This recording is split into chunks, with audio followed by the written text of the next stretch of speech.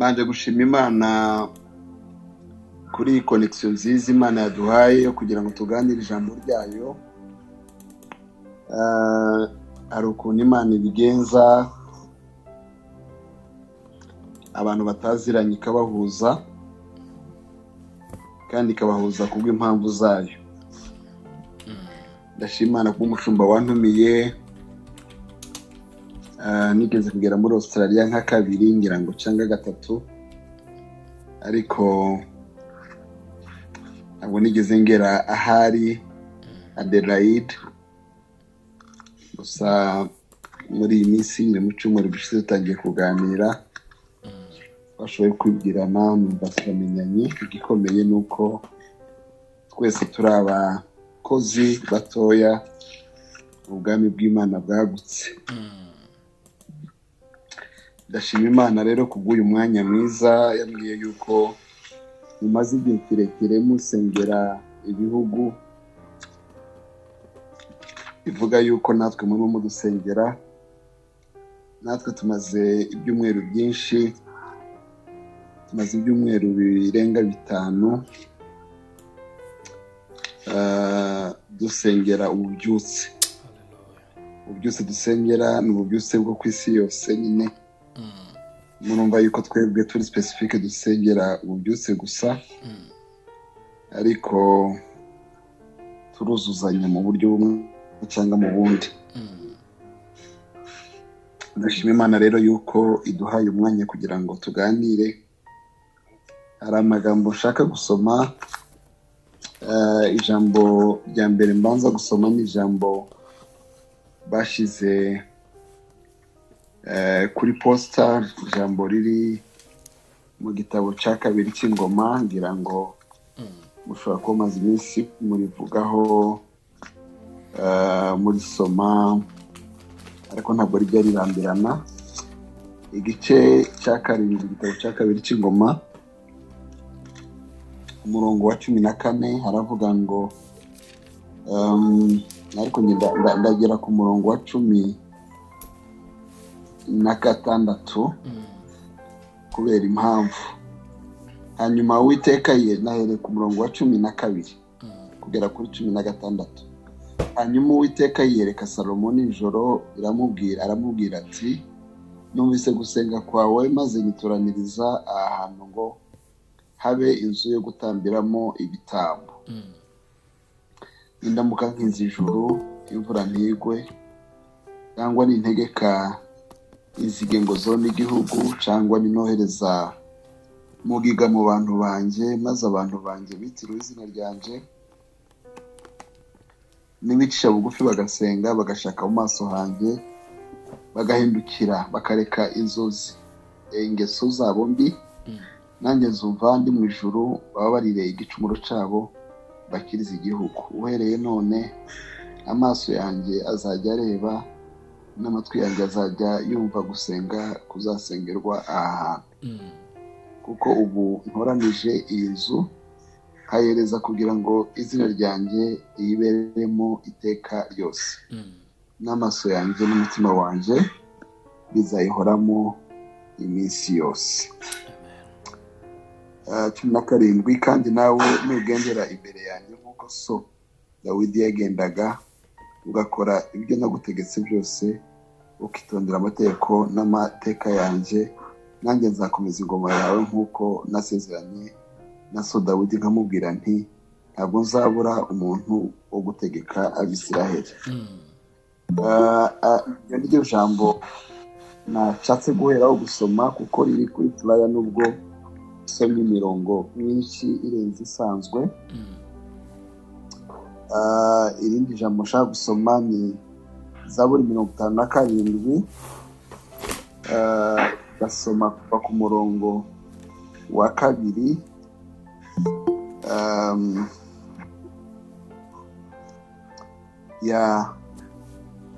ngeze ku murongo wa 7. Aravuga ngo, ndatakira Imana isumba byose, Imana inkorera byose, izatuma iri mu ijuru inkize, ubwo ushaka kumira azantuka. Imana izohereza imbabazi zayo n'umurava wayo. Ubugingo bwanje buri hagati y'intare, ryama hagati y'abaka umuriro. Abo bantu amenyo yabo ni amacumu n'imyambi, ururimi rwabo n'inkota ityaye. Mana wishire hejuru y'ijuru, icyoro cyawe kibe hejuru y'isi yose. Bateze ibirenge byanjye ikigoyi, umutima wanjye wiyunamiriye. Bacukuye ubusha imbere yanjye, babugwamo ubwabo. So numvise ibyanditswe byombi biri buze kudufasha. Nta kintu nakunze nko kumva abantu batekereje gusengera isi yose, ubona umugabane wose. Ubundi tumenyereye abantu basengera agace batuyemo, basengera Afurika, basengera umugabane bariho, ndetse na rimwe na rimwe igihugu gusa cyabo, ari kugira ngo abantu Imana ibahagurutse babwira gusengera isi, kuyiningira. Ni ikintu gikomeye cyane. Iki cyanditswe cyo mu gitabo cy'Ingoma cya 2, ndagikunda cyane, ngirana nacyo amateka. Muri 2012 niba nibuka neza, cyangwa na 2013, nigeze kugira urugendo rw'ivugabutumwa muri Amerika. Maze kugerayo umugoroba umwe, ndangije igiterane nari mfite muri state yitwa Maine, ngomba kugenda mu yitwa Iowa. Ducatinga na madame, turavugana, arambwira ngo barimo basenga mu rugo, Imana ibereka ngize ikibazo mu rugendo. Imana irababwira ngo basengere indege ndimo, babonaga igize ikibazo. Icyo gihe abivuga numvaga ari ibintu byoroshe, tubisengera wenda umuntu akaza kumenya akabazo kari gahari ariko kavuyeho. Ariko ku rundi ruhande, iyo umuntu akubwiye ngo indege urimo iragira ikibazo, uhita wibuka yuko indege igikunda gusiga abakajoritiyo. Birumvikana habaye ikibazo mu ndege, abarimo bose nyine baburiramo. Noneho tuza kuvugana, ndamubwira nti musengere, ariko nanjye ndabisengera nta kibazo. Tumaze kuvugana ndagenda, tugeze mu ndege ngomba kuva Boston tugenda ahantu hitwa Milwaukee, ni muri state imwe twagomba kunyuramo, dufite muri Scar. Mbere yuko tugenda aho nari ngiye mu ivugabutumwa nyine Iowa, indege barayicana. Bamaze kuyicana akavura kari kanahise umugoroba, tuyijyamo itangira kugenda gahoro hasi ku butaka. Igeze nk'ahantu yafashe ikirere irazima, amatara yayo yose arazima. Amaze kuzima barongera barayisunika, bayigarura aho twapakiriye. Tumara amasaha 3 barimo bayifixa, bayikoraho. Umutima uhita umbwira ngo cya kibazo bari bakubwira ubugere cy'indege ni iki ngiki, Imana ishimwe yuko ikikweretse kandi kivuyeho. Indege bamaze kuyikora, tujyana nayo turagenda, tugera ahantu twari tugiye Milwaukee. Twagiye nk'isaha ngira ngo 2. Tumaze kuhagera twagomba guhindura indege tugenda Iowa, indege ya nyuma. Dufata indege ntoya, twara abantu bakiyangira nka 50. Tumaze kugera mu ndege turatangira turagenda, tugeze mu kirere hagati duhura n'ibicu biremereye cyane, byinshi kabisa bya bicu. Indege umupilote ababwira ngo sindimo mbona honge, biremereye, agakubita ukumva yakubise ikintu. Noneho aratubwira nti musenge, ndabona bitameze neza, ikirere kitameze neza.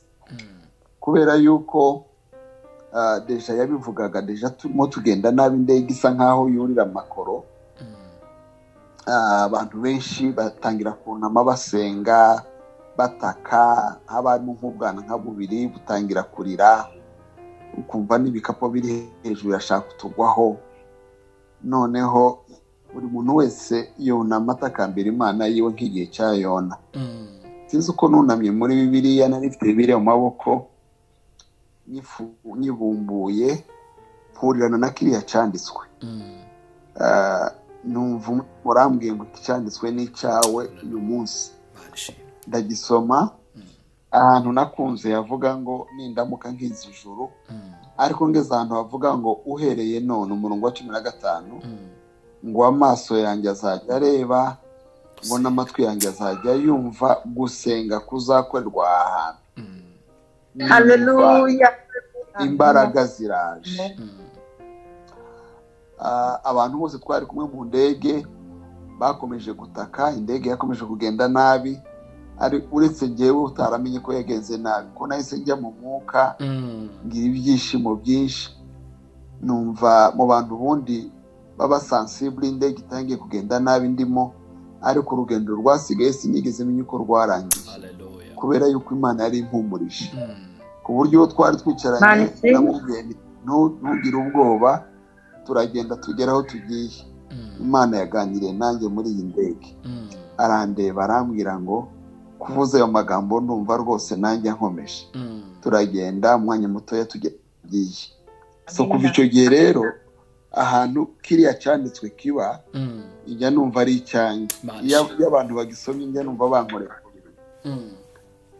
Ndibuka yuko twavuye muri Amerika ubwo ngubwo, bitambwira abantu bo mu rusengero ngo kuva ubwo ngubwo tujya dukora amasengesho y'iminsi 40 yo gusenga. Kandi iki cyanditswe cyagiye kidufasha cyane muri icyo gihe cyose, kuko harimo isengesho ry'ububyutse, harimo isengesho ryo gukiza igihugu, harimo isengesho ryo kwihanisha abantu, harimo isengesho rifasha abantu guca bugufi begera Imana, kuva mu ngeso zabo. Mbese sinababwira ubutunzi bwa kiriya cyanditswe mu magambo makeya, ariko ndashatse kubabwira yuko icyanditswe mwahisemo ari icyanditswe sanzwe narahawe nyine muri ubwo buryo.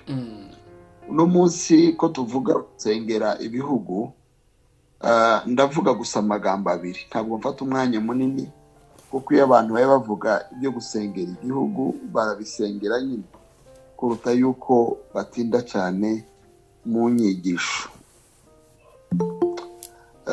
Hari ibintu 5 tuzaganira uno munsi, ndavuga 2 gusa. Umuntu agomba kumenya igihe asengera igihugu. Ikintu cya mbere umwingizi w'ibihugu agomba kumenya ni ukumenya ibihugu byari byarimo asengera, ni ukubimenya birenze kumenya amazina yabyo no kumenya karite yabyo. Hari ikintu abantu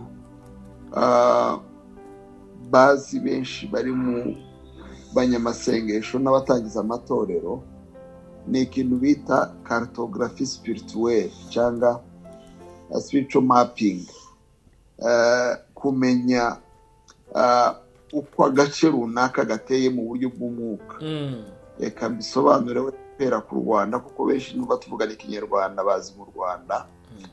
Iyo bavuga ngo ikibungo haba abarozi cyangwa haba uburozi, ugiye gutegura umurimo w'Imana ikibungo cyangwa gutanga izitorero ikibungo, ni ngombwa ngo ubanze umenye ngo se ni ibihe bigirwamana ngiye kurwana nabyo ikibungo, ni ibihe bihanda ngiye guhangana nabyo. Kuko gutangira itorero ikibungo bitandukanye no kuyitangira tuvuge i Nyanza. Haratandukanye, hamwe hafite abadayimoni bahayoboye, ahandi hagira abadayimoni bahiganje. Gutangira itorero mu Buhinde no kuritangira mu mayaga biratandukanye. Ni ukuvuga ngo hari principauté, hari abatware, hari ibigirwamana bibasa akarere, biba muri buri hantu. Iyo ujya gusengera ahantu rero ugomba kumenya ngo se ibibazo bagira ni ibi, abakobwa babo bajya bashaka, abagore babo bajya babyara, amatungo yabo ajya yororoka, imirima yabo ijya yera, hari ibyahawe abadayimoni, hari Nyabingi nabo bagira beguriye igice kimwe na kimwe, hari intambara bagira zigenda zigaruka, bibereye mu mahoro se. Mbese ibyo bintu iyo umaze kumenya ayo makuru biroroshe yuko umenya uburyo usenga, upanga n'akazi ugiye gukora. Akenshi abanyamasengesho ni abantu bavuga gusa amagambo amwe, babivuga ku bice bimwe n'ibitari bimwe, ntibihuye ubundi. Ni nko gusenga dawe wa twese uri mu ijuru. Buriya dawe wa twese uri mu ijuru ntabwo ari isengesho ryuzuye, kubera yuko zari ingingo tugomba gusengeramo. Ntabwo rero wahora uvuga dawe wa twese uri mu ijuru uvuge ngo wavuze amasengesho nyayo. Niyo mpamvu rero usengera Ubuhinde, n'usengera Asiriya, n'usengera Bugande, n'usengera Kongo bagomba gutandukana, kuko Imana dusenga ni imwe, ariko ibibazo bihari ntabwo ari bimwe. So nashatse kuvuga ngo ujya gusengera ibihugu abanza kumenya ibyo bihugu agiye gusengera. Uno munsi bambwiye ko dusengera Aziya, ndabanza mbaheze Aziya, ndayibaha mu nshusho navuga nka 4 cyangwa 5. Ishusho ya mbere mbaha ya Aziya ni Aziya mu mwuka, kugira ngo mumenye Aziya mugiye gusengera iyo ariyo mu mwuka. Buriya Aziya mu isi y'umwuka ni ahantu hakomeye cyane, niho amadini menshi yayobotswe n'abantu benshi yavukiye, niho agira n'ibyicaro. Bishaka kuvuga duhere kuri Buddhisme, niho iri, ya ba Buddha niho ishinze imizi, niho Confucianisme ya Confucius niho ishinze imizi, Islam niho yatangiriye, niho ishinze imizi. Maka buriya abantu bajyayo ni muri Aziya. Hinduisme y'Abahindu niho bishinze imizi. Christianisme, ubukristo ni muri Israel, ni muri Aziya, niho naho bwatangiriye. Judaisme ni muri Israel, ni muri Aziya, niho naho yatangiriye. Izita za Shinto n'izindi nyinshi. Ubwo nanze kubabwira amadini yose, ariko amadini afite abayoboke benshi ku isi ni hariya. Ni ukuvuga ngo usengera Aziya, ikintu cya mbere agomba guhangana nacyo ni ibigirwamana. Hariya n'isi y'ibigirwamana. Njya nkunda kugera mu bihugu bimwe na bimwe, ibyo nagezemo cyane ni mu Buhinde. Ngiye mu ivugabutumwa, njya ngenda za Dubai, njya ngenda za Doha, nubwo rimwe na rimwe umuntu harara gusa ari muri transit. Nagiye mu Bushinwa, ahitwa za Hong Kong. Nagiye mbona uko kariya gace kameze. Ni ibihugu bibaswe n'ibigirwamana. Iyo niyo shusho yaho yo mu mwuka. Igitangaje, Aziya ifite population irenga hafi navuga nka 3/5 z'abatuye isi yose, kuko hariho miliyari zirenga 4,700 kuri miliyari 7 ziri mu isi yose. Mwumva yuko igice kinini cy'abatuye isi ari muri Aziya. Nidusengera Aziya rero mwumve yuko mwagiye muri 3/5 by'abatuye isi. Muri abo ngabo umenye yuko tuye dusengera miliyari na 300 hafi y'abayisilamu ku isi, ni hari bituye muri Aziya, na miliyari 1,200 y'Abahindu, abasenga Hinduisme niho bari, na igice cya miliyari bigera hafi 1,500,000 y'Ababuddhiste ni muri Aziya. Nashatse kubaha ishusho kugira ngo umenye ngo mu mwuka aho hantu dusengera hameze gute. Iyo ugiye gusengera hariya umera nk'uwawe usengera umuryango wanyu, umera nk'uwawe usengera aho ukomoka. Niba ukomoka mu Bugesera hakaba haba ikibazo cy'inzara gusa, wenda nayo isa nkaho ugenda ihagarara kubera yuko ahantu hasengewe cyane mu myaka yashize mu Rwanda habaye gusengera cyane Bugesera, n'ikibazo cy'inzara bisa nkaho birangira. ubu ngubu niho hantu hatera imbere mu Rwanda. ni ukwibaza ngo Aziya dusengera imeze gute mu mwuka? Aziya mu buryo bwa politike ni hamwe mu hantu hagoye isi yose.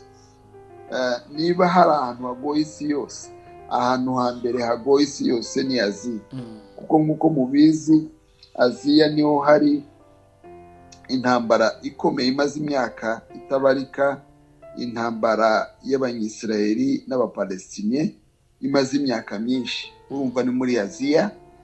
Isi yose iriya ntambara yayivugishije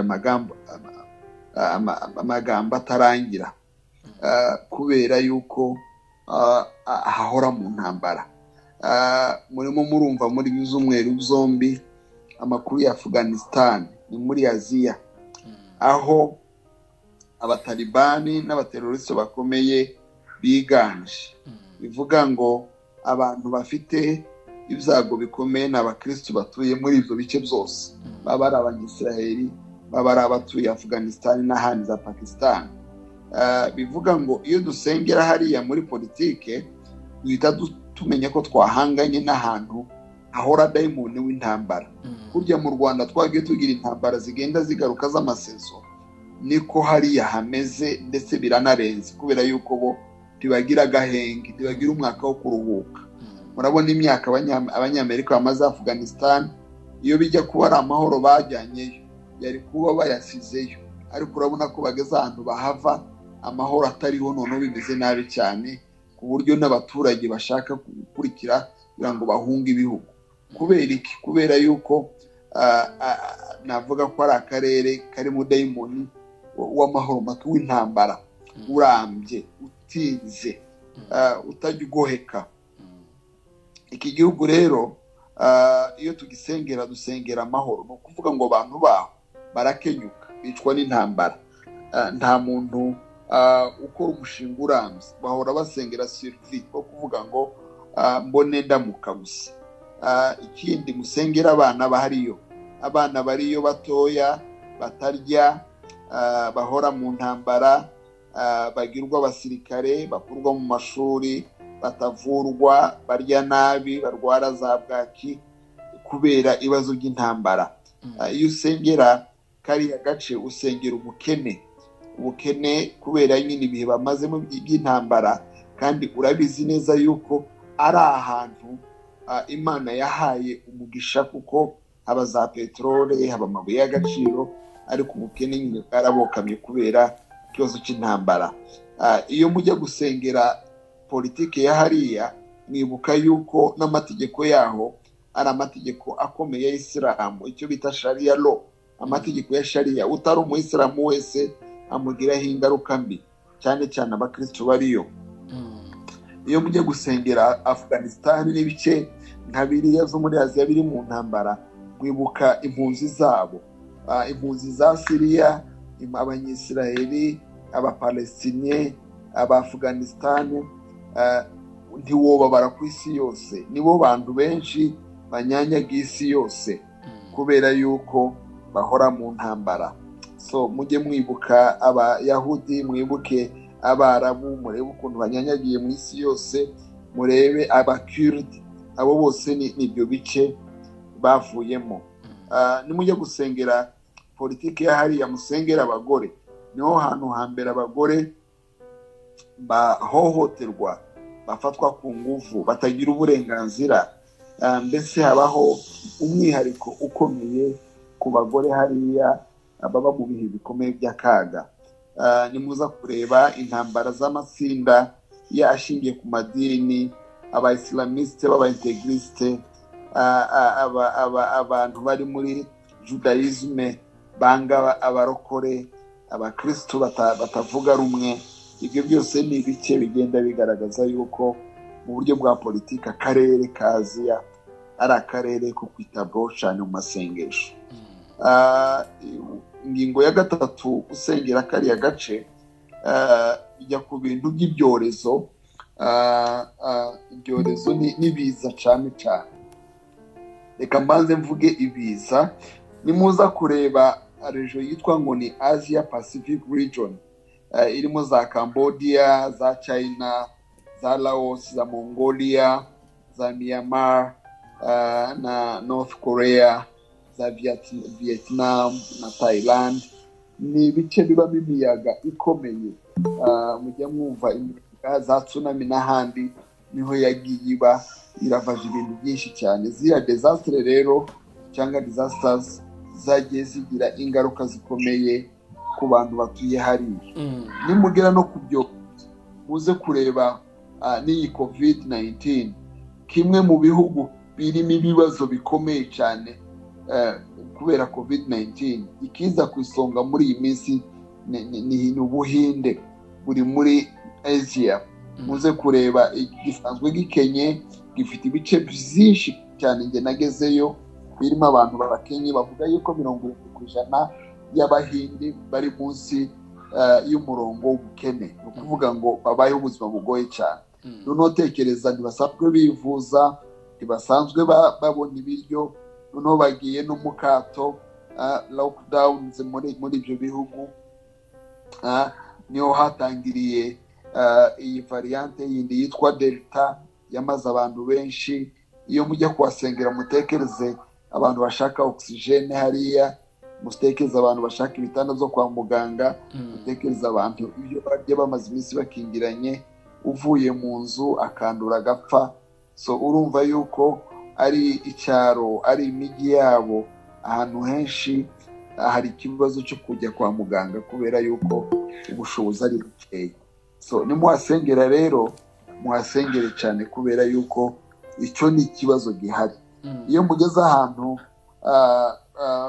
musengera hariya, hari ibintu nka bibiri by'umwihariko bizamo. Umwihariko wa mbere ni ukumenya yuko ari hamwe mu hantu abakora children trafficking, abana bagurishwa, cyane cyane mu bice za Cambodia na za Thailand. Mu hantu abana bajya mu gisirikare ari abana batoya, za Afghanistan na za Myanmar nahibabwiye. Ari mu hantu akigwiriye abana bo mu mihanda, mu Buhinde, Mongolia, Afghanistan. No kuvuga ngo igice kinini cy'abana bibera mu mihanda. So urumva ni ikibazo gikomeye, ariko mukongeraho cyane n'icyo nita persecution, gutoteza abakristo. Muri biriya bice byose nababwiye, ahantu henshi batotejwe n'Abahindu. Buhinde, iyo uvuze Kristo urapfa. Iyo bamenye ko wahindutse wavuye mu Bahinde barakwica. Cyane cyane muri India no muri Nepal baratotejwe cyane. Iyo ugiye mu bice bituwe n'Abayisilamu nk'uko mubizi, za Pakistan, za Bangladesh, za Moldovi, ni ahantu abantu b'Abayisilamu batoteza abarokore. Noneho nuza muri Middle East, cyane cyane biriya bice bya za Syria no muri bihugu byose by'Abarabu bindi, niko bibayeho. Abayisilamu batoteza abakristo. Saho honyine, ndetse no mu Babutiste nka za Sri Lanka abakristo baratotejwe. Nashatse kubabwira yuko iyo ujya gusengera umugabane, ugomba kumenya ibibazo biri aho hantu. Ntabwo ari ugupfa kuvuga gusa nk'uko dusanzwe dusenga, kuko Yesu yaravuze ngo nimujye gusenga ngo nimusubire mu magambo menshi nk'uko abafarisayo bayasubiramo, ahubwo mujye mugusha ku ntego. Umuntu ashobora kuvuga amagambo menshi akiyuha ibyuya, ariko ntacyo yasengeye, kubera yuko ibyo yagomba gusengera aho hantu atabizi. So ikintu kijye kimbabaza ni ukubona abanyamasengesho badakurikira amakuru. Ugasanga utunzwe n'inkuru zo kuri WhatsApp z'ibihuha, utunzwe n'inkuru zo mu kinyamakuru kimwe Igihe kuko ari cyo mu Rwanda. Ahandi hose amakuru ya televiziyo yajyaho tuyakurikira. Yambwira abantu ngo izi telefone dufite zaduha amakuru, ziriho ama website atanga amakuru. Tugenda na za CNN mu biganza byacu, ujya kuri internet ugakira CNN. Tugenda na za Al Jazeera na za RFI. uko ugenda ukurikira amakuru niko ugenda umenye n'uburyo usenga. Umunyamasengesho nyawe ni umuntu uri informe. Usengera isi no ni umuntu ukurikira. Ibi ngibi bitandukanye n'usengera umuryango wiwe. Uriya abakristo bakomeye basengera ibihugu, si abasengera imiryango yabo. Buriya iyo usengera ibiryo iwanjye, abana banjye, witurunaho ni dutoya cyane. Imana irahamagara abantu bareba hejuru y'ibihugu byabo, bareba isi, basengera ububyutse, basengera ubwami bw'Imana kwaguka, basengera amahoro y'isi, basengera ibyorezo, basengera ibiza, basengera intambara, basengera diplomasi z'ibihugu. Icyo kintu cya mbere cyo kumenya icyo usengera nirwo rufunguzo rwa mbere.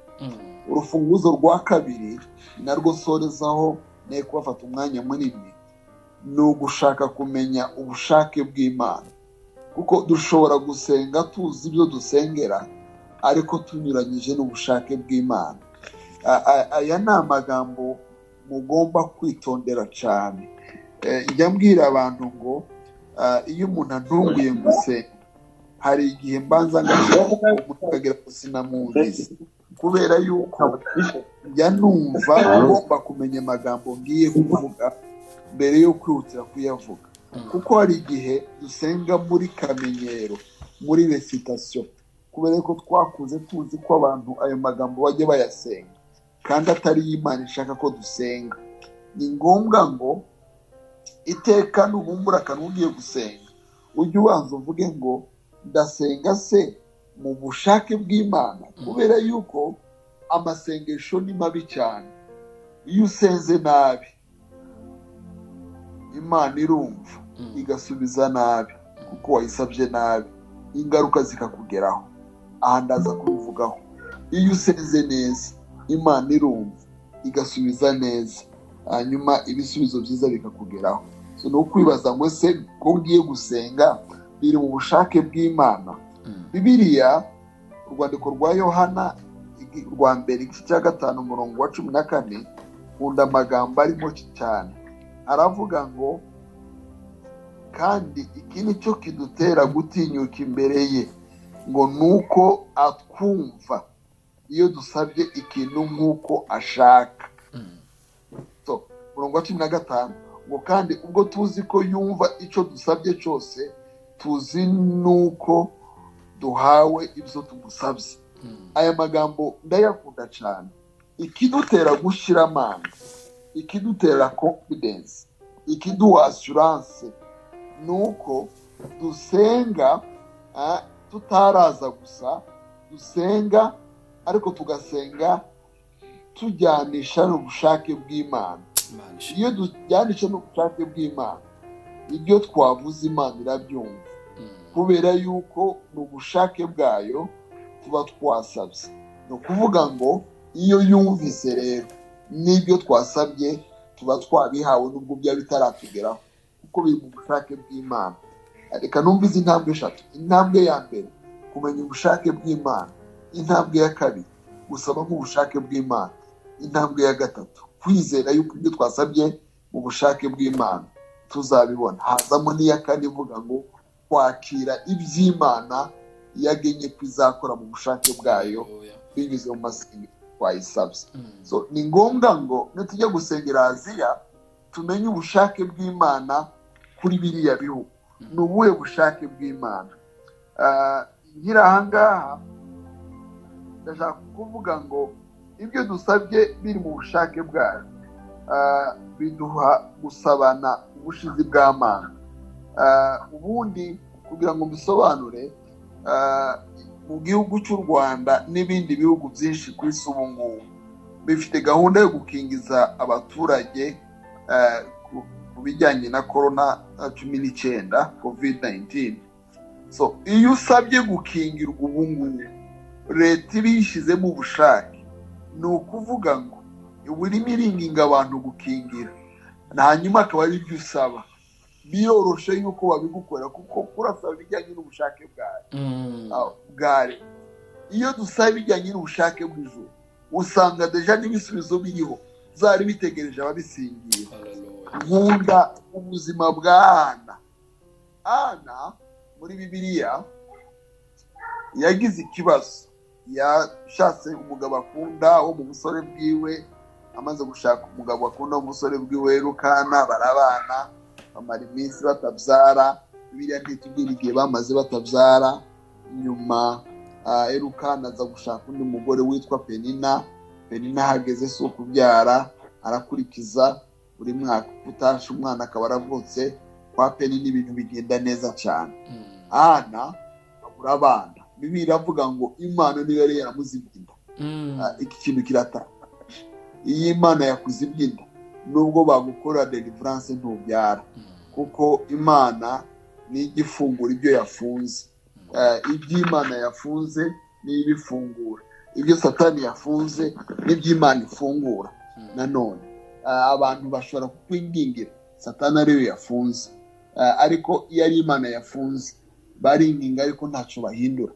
Iri jambo rijya rintangaza cyane mu buzima bwa Ana. Rero wari warazibye inda mu bushake bw'Imana, ashaka kumenya impamvu Imana yamuzibiye. Uko yakomeje kwegera Imana y'ishiro, aza kumenya yuko Imana nayo n'ijuru bafite agahinda, kubera yuko bene bitwaraga nabi, barajaburaga inkono, bakoraga ibitagomba gukorwa, bayitambiraga nk'uko bagomba kuyitambira, bari bagihagarariye ubwami bw'Imana neza. Abantu bari baragiye mu bigirwamana barasubiye inyuma, abagomba kuvuga Imana ya Isirayeli barabaye abantu nk'abandi. Ana amaze kubimenya atangira gusenga. Atangiye gusenga, Imana imushyira ku mutima kugira ngo asengere icyifuzo n'ubukene ijuru ryari rifite. Iyo dutangiye gusengana n'Imana biroroha. Iyo icyifuzo cy'ijuru kibaye icyifuzo cyacu. Mwibuke Yesu yigisha abigishwa gusenga, arababwira ngo nimusenga mujye muvuga ngo ibyo ushaka mu isi ngo ari byo biba nk'uko biba mu ijuru. Ibyo ushaka. Tuvuga ngo yatangiye gusenga abwira Imana ngo habe ubushake bwawe. Imana imwereka ubushake bwayo, imwereka yuko ikeneye umutanzi uzagarura icyubahiro cy'Imana mu gihugu, uzagarura igitinyiro cy'Imana mu gihugu, uzagarura ubuvutse, uzavuga ngo Imana yaratuzahuye. Amaze kumenya ayo makuru, atangira kubwira Imana, nzi ko mu ijuru mukeneye umwana w'umuhungu uzaba mu nzu y'Imana, uzasimbura Eli muri iriya nzu y'Imana, kuko abana ba Eli yabyaye ntafite mu musimbura n'umwe, bitwara nabi ntameze nka se. Amaze gutangira gusenga, ijuru rirabyumva. Ijuru ribyumvishe risubiza icyifuzo cyaryo, ariko kiba ari n'icyifuzo cya Ana. Bivuga ngo Ana asubirizwa mu cyifuzo cy'ijuru. Ibi ni ibintu bikomeye cyane. Nitujya gusengera ibihugu, tujye tumenya icyo Imana ishaka ku bihugu. Icyiza cy'iryo sengesho ni iki ngiki: icyifuzo gituruka mu mutima w'Imana, kikamenyeshwa umuntu azamutse ku musozi, anyuze mu byanditswe, anyuze mu masengesho, anyuze mu kwiriza, anyuze mu iyerekwa. Cyamara kumujya mu mutima akagisenga. Iyo asenze gutyo, ijuru rihita ryumva vuba, kubera yuko icyifuzo mu ijuru bari bafite, abamarayika bahita babwira Imana ngo mu isi noneho cya cyifuzo dufite nabo nicyo bafite. Iyo duhuje n'Imana icyifuzo, ihita isubiza automatically. Iyo Imana ishubije, igikurikira mu isi hazamuka n'amashimwe y'Imana, bavuga ngo Imana yashubije. Umuntu nk'uwo nguwo wabanje kumenya ubushake bw'Imana ntashobora gusubizwa ngo areke gusubiza icyubahiro Imana ayishima. Bishaka kuvuga ngo tujye tumenya amakuru, tumenye n'ubushake bw'Imana, hanyuma nitujya gusenga twamenye ubushake bw'Imana, dusenge nk'uko twahishuriwe, duhanure nk'uko twabwiwe, hanyuma kurya dusenga tube twiteguye no gusubiza amashimwe Imana yabikoze. Ntituvuge ngo twabikoze. Akenshi icyishe abanyamasengesho bakomeye ni uko dusenga ibintu byahinduka tukikubita ku gatuza. Muzi ko twasengeye hariya, muzi ko Haiti twahasengeye ikibazo kigakemuka, uzi ko twasengeye Afghanistan ikibazo kiba cyakemuka, uzi ko u Rwanda ari twebwe tugeje hariya, uzi ko batajya bibuka yuko ari abanyamasengesho bakije kiriya gihugu. Nagira ngo mbabwire ngo iyo umuntu yasenze nyabyo icyubahiro cyose agiheza Imana. So iki ni ikintu gikomeye cyane nashaka kuvuga ngo igihe cyose dusengera ibihugu tujye dusaba neza, dusabe ibijyanye n'ubushake bw'Imana. Yakobo bivuga neza, aravuga ngo murasenga ntimusubizwa ngo kuko musengera mu irari ryanyu. So rero iyo musenge ubushake bw'Imana mubona ibisubizo biva ku Mana. Abisirayeli bigeze gusaba ibintu bikomeye cyane, bigeze gusaba ibitajyanye n'ubushake bw'Imana. Niyo mpamvu nababwiye ngo nimuzajya gusenga mujye mwibaza niba muri mu bushake bw'Imana. Biravuga ngo mu gitabo cyo Kubara igice cya 11 umurongo wa 18 bose uko banganaga ngo basaba inyama.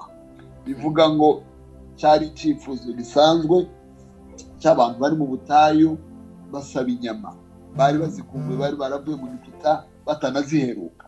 Bamaze gusaba inyama ibijyanye n'ubushake bw'Imana, si cy'Imana yari yagambiriye.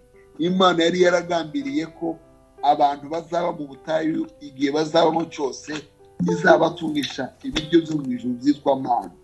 Bo rero bumva manu barayirambiwe ntibayishaka, bashaka inyama, batangira gusaba bijyanye n'irari ryabo. Iyi ni ijambo tugomba kwitwararika cyane. Iyo tutangiye gusaba uko twatekereje, utangiye gusaba ibyo dushaka, utangiye gusaba uko imitima yacu yatubwiye, aho gusaba iby'Imana yashatse ko dusaba. Bibiliya iravuga ngo muri Zaburi 106 umurongo wa 15 biravuga ngo ibaha ibyo bayisabye ngo ariko imitima yabo yishiramo kona. Ibaha ibyo bayisabye, basenze irabibahaye, imaze kubaheza biravuga ngo imitima yabo ngo ijyamo konda. Bivuga ngo nimuza kureba hapfuye abantu batabarika kubera yuko basabye nabi Imana, kuko yumva amasengesho irayumva, kuko isubiza amasengesho ni ihame irayasubiza, ariko yasubije kuko basabye nabi ingaruka z'amasengesho yabo zibageraho. Hari igihe rero dusaba ibitajyanye n'ubushake bw'Imana. Nyambwira abantu ngo amasengesho yose si meza. Mwibuke na Ezekiya arwaye ngo yerekere ivure, atangira kubwira Imana ngo watumye umukozi wawe ngo aze kubwira ko ngomba gusezera, ariko ngewe ndakwibutsa imirimo nakoze. Gukorera Imana si bibi, ariko iyo gukorera Imana tubigize inkoni dukubitisha Imana biba byabaye bibi. Nimuza kureba ubuzima bwa Ezekiya bwa nyuma y'iriya myaka 15 bwabaye bubi kuruta ubwa mbere. Ni muri icyo gihe yabyaye Manase wakoze ibyangwa n'Imana, ni muri icyo gihe yatanze amabanga yo mu nzu y'Imana, ni muri icyo gihe yifatanyije na Basenakeribu. Bivuga ngo Ezekiya mbere ya myaka 15 yari umukozi w'Imana wubaha Imana. Mu myaka 15 yabaye imyaka mibi yakoresheje nabi, kubera yuko mu bushake bw'Imana Ezekiya yagombaga kugenda. So tujye tumenya ngo turasaba ariko se biri mu bushake bw'Imana. Ndumva ayo magambo ari nashaka kubabwira abasengera igihugu, abasengera ibihugu, abasengera umugabane bagomba kumenya aho basengera ibibazo biriho byo mu mwuka, bakanamenya niba biri mu bushake bw'Imana. Ubushake bw'Imana biravuga ngo ubutumwa bwiza bw'ubwami buzagera ku isi yose, aricyo kintu cya mbere musengera. Biriya bihugu twavuze birimo biriya bibazo, ubutumwa bw'Imana bwohagera bwiza, ibintu byinshi byohinduka, bidasabye ibindi byinshi bikomeye. Dusabe ngo ubutumwa bw'Imana babufungurire bugere mu bantu, butanga urukundo, butanga amahoro, ubutumwa bw'Imana budakoze isoni. Biravuga ngo Yesu ngo abonye abantu ngo arababara, ngo aravuga ngo bameze nk'umushumba utagira umwungeri, ngo aravuga ngo ibisarurwa ni byinshi ngo ariko basaruzi ni bakeya. Ngo musengere Data yohereza abasaruzi mu bisarurwa bye. Nari mbabwiye ibintu bibiri: usabira ubutumwa, icya kabiri usabira abajyana y'ubutumwa. Abantu benshi ko baratangira amatorero aho bavuye, ugasanga amatorero aho bavuye nyine baratangira ni menshi aranuzuranye, ariko abantu bake nibo batekereza gukora ibikorwa by'ubumisiyoneri. Mwibuke yuko abanyaburayi bakoze umurimo ukomeye mu gihe cyabo babyutse, baza kutubwira ubutumwa muri Afurika. Iki ni igihe cy'uko Afurika nayo ijya kuvuga ubutumwa mu mahanga, kandi iyo tuvuga mu mahanga tugomba kugenda gusa ahantu hatuwe, kubera yuko hari imibereho myiza. Nyambwira abantu ngo benshi ntibagiye muri Australia kuvuga ubutumwa, ntibagiye muri Amerika kuvuga ubutumwa, bagiye gushaka imibereho, kandi si bibi, nabyo ni byiza. Ariko ahataravuga ubutumwa, akeneye abavuga ubutumwa, naho haratureba. Isi yose itegereje yuko abamenye Imana bahaguruka bakagenda. Nuko rero itorero ni mugende, ko mwatangiye kugira umutwaro wo gusengera hariya hantu, musabe n'umuvuduko wo kubageraho, kandi muri iki gihe Imana ibaha umugisha. Murakoze.